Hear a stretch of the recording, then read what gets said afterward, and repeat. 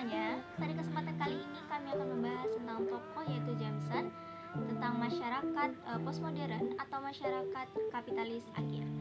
Baiklah, sebelum masuk ke penyampaian materi, izinkan saya memperkenalkan anggota dari kelompok kami yang terdiri dari saya sendiri, Anissa Eka Faradila, dan Agustika Samitri. Baiklah, kita langsung saja masuk ke pembahasan materi.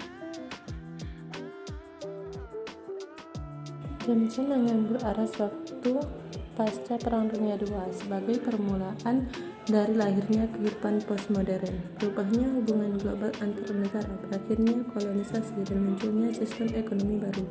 Pada titik ini muncul sebuah dramatisasi mengenai perubahan etos kerja dengan semangat kolektivitas untuk mencapai perubahan sosial dan inovasi yang radikal.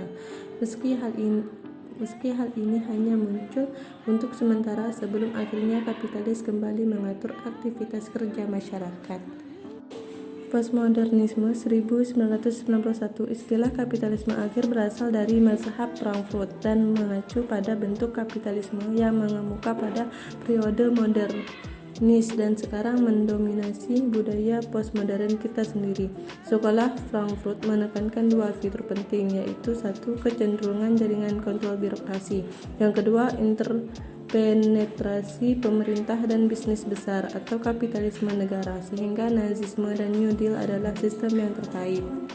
Seperti yang dijelaskan Jameson, istilah kapitalisme akhir sekarang memiliki nada yang sangat berbeda dari ini. Memang Jameson memperkirakan munculnya kapitalisme akhir pada tahun 1950-an, sehingga kapitalisme akhir untuk Jameson pada akhirnya bertepatan dengan dan bahkan identik dengan postmodernisme. Persiapan ekonomi postmodernisme atau kapitalisme akhir dimulai pada tahun 1950-an setelah kekurangan pasukan di masa perang. Barang konsumsi dan suku cadang telah dibuat, dan produk baru serta teknologi baru atau tidak terkecuali media dapat dirintis.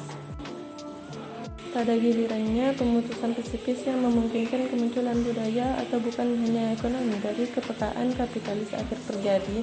Menurut Jameson, pada 1960-an, akhirnya tahun 1970-an memungkinkan sisi ekonomi dan budaya kapitalisme akhir postmodern untuk bersatu.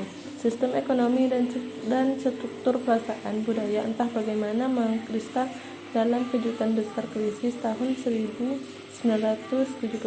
Krisis minyak, akhir dari standar emas internasional untuk semua maksud dan tujuan akhir dari gelombang besar, perang pembebasan nasional, dan awal dari akhir komunisme tradisional. Secara umum, Jameson memahami kapitalisme akhir sebagai kondisi pervasif dari zaman kita sendiri, satu kondisi yang berbicara tentang struktur ekonomi dan budaya.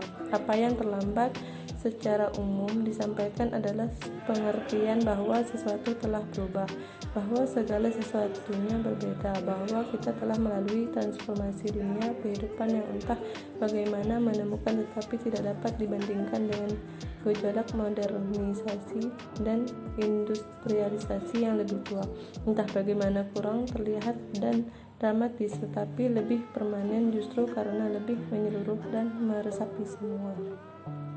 Menurut Jameson, unsur-unsur baru yang ditambahkan postmodernisme ke kapitalis akhir versi sekolah Frankfurt meliputi 1. Yaitu bentuk baru organisasi bisnis atau perusahaan multinasional transnasional di luar tahap monopoli. 2. Internasionalisasi bisnis di luar model kekaisaran lama. Dalam tatanan model baru, perusahaan multinasional tidak terikat pada satu negara, tetapi merupakan bentuk kekuatan dan pengaruh yang lebih besar daripada satu negara. Internasionalisasi itu juga berlaku pada pembagian kerja yang memungkinkan berlanjutnya eksploitasi pekerjaan dari negara-negara miskin untuk mendukung modal multinasional. Jameson mengacu pada pelarian produksi ke wilayah dunia ketiga yang maju, bersama dengan semua konsekuensi sosial yang lebih dikenal, termasuk krisis tenaga kerja tradisional, munculnya yuppies, dan gentrifikasi dalam skala global sekarang. Ketiga, suatu dinamika baru yang memusingkan dalam perbankan internasional dan bursa saham atau termasuk utang dunia kedua dan ketiga yang sangat besar. Melalui struktur perbankan seperti itu, perusahaan multinasional dunia pertama mempertahankan kendali mereka atas pasar dunia. 4.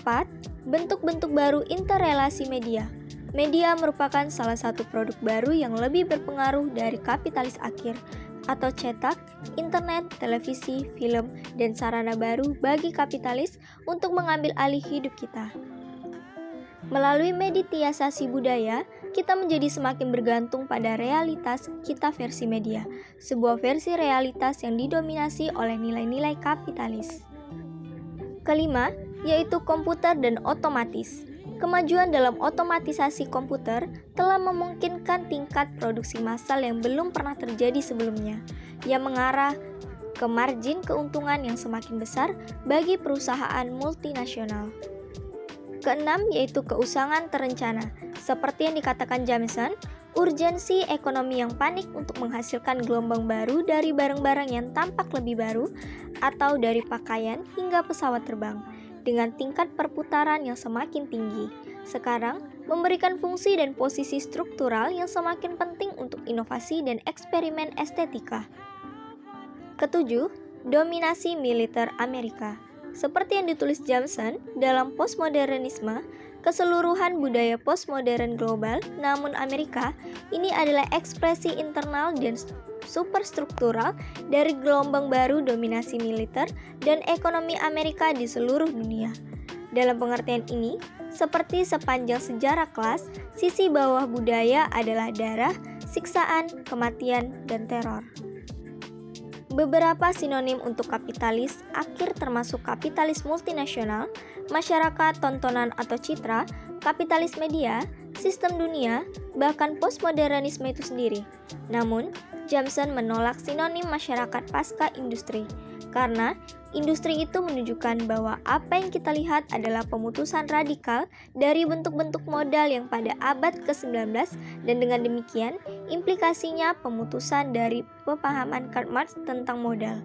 Jameson lebih tertarik untuk melihat kesinambungan dari bentuk-bentuk awal masyarakat industri atau bahkan ketika dia mengaku perbedaannya dan dalam menegaskan relevansi berkelanjutan dari teori-teori Marx.